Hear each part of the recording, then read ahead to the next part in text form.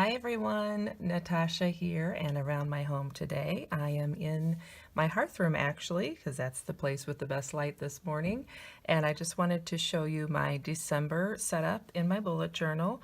And as you know, I'm a working mom. I have several part-time jobs, several businesses that my husband and I do from home. So I need my bullet journal to function. I like to use it as a little bit of a creative outlet, but I don't have a lot of time.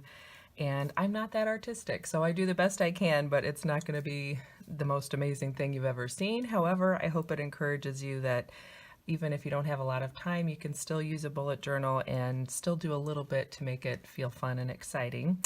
So first, I'm going to flip through just to show you what I have set up. So for November, I'm going to do this November review, and I got this idea from Alexis. I think she says AKA Miss Trenchcoat. So I'll link to her her YouTube page and stuff below, but she does a really nice job of walking through functional planning, and she's kind of coined that and uses that a lot. So you can check her out. But anyway, so I have these pages set up for some November review at the end of the month. And I was already coming up with some things for Christmas that I can't do until December, so this was a great place to add those as my December master to-do list. And then we get into some of my November Wellness Challenge pages. And again, I had just done them in the order that I was coming across the ideas and wanting to do them. So that's the beauty of a bullet journal, is it's open-ended and flexible, and you can put things wherever you want. So I'll skip ahead then to my December pages. So I have quite a few pages there that are for my November Wellness Challenge. If you want to check those out, I'll put the link below for that. And here we are. This is my December monthly spread. So I just kept it really simple. And as you know, I use the Louise Hay Colors and Numbers book to just kind of help determine my focus for the day, my focus for the year and the month. So for December, my personal number turned out to be a 4. So this is how I have that laid out. I used green, which is the number for that. Sorry, I'll get that bookmark out of the way. And one other thing I wanted to mention is this month I did try adding an extra column. So these are going to be my top 3 items I want to focus on getting done for each of the weeks. Again, I think that's an Alexis, aka Miss Trenchcoat, idea. She uses that in her planner, and I just wanted to try it out and see if I liked it. I don't know if this is even going to be enough room, and it did make all the boxes a little bit smaller, so we'll see. But again, that's what I love about a bullet journal, is it's very flexible. You can try things out and just see if it works, and if it doesn't, then don't do it the next time around. And just as a little side note, I've been really enjoying having my little tabs. So I do the heavier Post-it plastic removable tabs for the month, and then these are just little Post-it flags that I cut down and fold for the weeks. And it's been so helpful because I just do a lot of future planning and kind of all over the place in my as far as dates that I'm looking at. You know, my daughter's in preschool, so there'll be stuff coming up from school that's months in advance or weeks in advance, but then I'm also trying to do some planning for things that are happening right now. So having the tabs where I can just easily flip to each week has been really helpful. So I'm going to move my little Christmas tree there so you can see this is my first week right here. So I'll walk you through the monthly pages. Here we go. So I always do a goals page for each month, and then I use some of the Boho Berry supplies out of the December box. So there's a little washi tape there, which I thought was really cute, and then a few of her stickers. And this kind of gives you the detail breakdown of what my personal month is all about in that Louise Hay Colors and Numbers book. So for me, it's a 4. So a 4 personal month is practical, and it says I turn everything into an opportunity. So you can kind of check through that if you want to. I've gone back to try to use my tracker. Again, this is from the Boho Berry box, and I did find in November it's really been working good to just have my miracle morning and a few little items there to just remind me what I'm focusing on. The Wellness Challenge has really helped me find focus again on some of the things that are really more important, but I tend to push them to the end and then skip over them because I think everything else is more important. And you know, it is. Sometimes your list is full of important things, but it helps me to find these back and focus on doing them. So I've added that back in. And then this was a nice sticker in the Boho Berry box that was a 2018 year-end review, and I thought that was great to have, so I put that in there as well.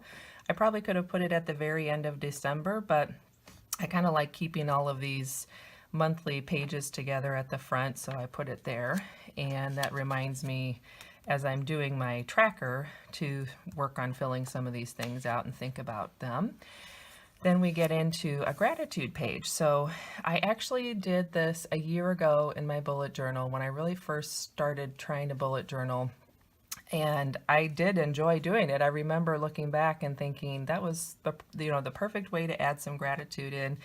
For a while, several months, I was doing a separate gratitude journal, and I was really just trying to use my bullet journal more as a planner, and I wasn't doing any memory keeping or journaling in it. And I kind of fell off doing that, so I'm excited to go back to doing it this way because I know it worked for me before, just to have a couple of lines each day to do some gratitude. So that will be nice to fill out as the month goes on.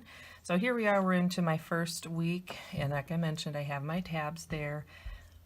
Yeah, so the tabs are working really well, and what I've done that has worked well also is I decided to make these two lists here, and I was doing like trying to do my home blessings and then sort of repetitive things that were only once a week here.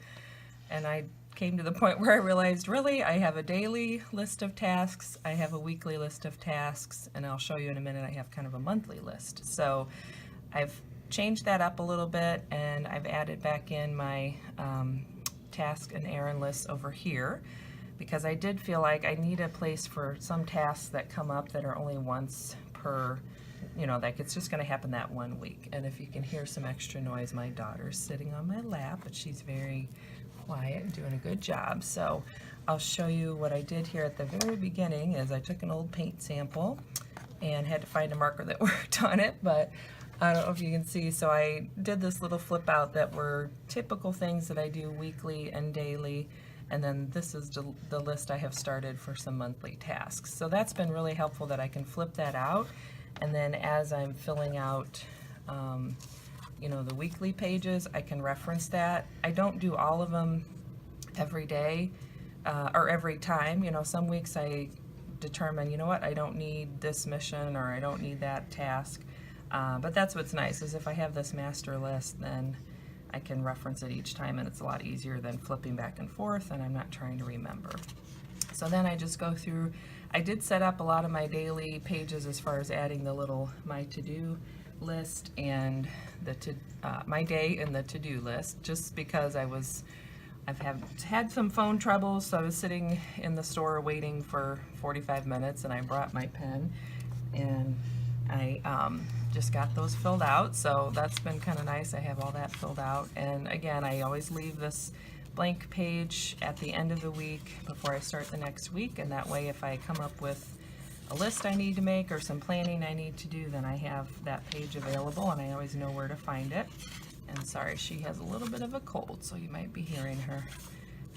So yeah, we go through. I've got all of my weeks laid out, and it's been so helpful to have the weeks already planned like this, because then, like I mentioned, I always have things that come up, and I just would prefer to actually put it on that week and know that it's there versus putting it on my monthly list. Like at this point, my monthly future planning log is all filled up, so I just need to be putting it right into the actual week that it goes, or even onto the day. And I'm still doing where I just put the weather at the top.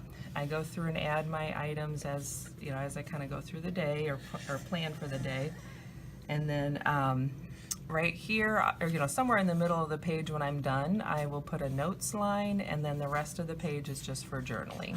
So that has gone really well, and you'll see right here, there was one time where I was like trying to lay out this project plan and just see how I liked it. I never ended up using it. So my very last day of December is just after that, but I'll just put a little note here, I think, that says see page 171, and then I'll be able to find that. And I still have a couple of empty pages too, so that's nice that I didn't use it all up, so I have some room to plan some Christmas stuff if I need.